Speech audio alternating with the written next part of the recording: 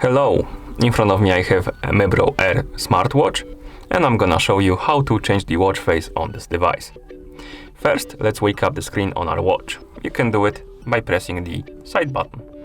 Once you wake up the screen, make sure that you're on the home screen, and then press and hold on the screen to open the watch face menu. Here you can scroll through the list of watch faces by swiping left and right on the screen.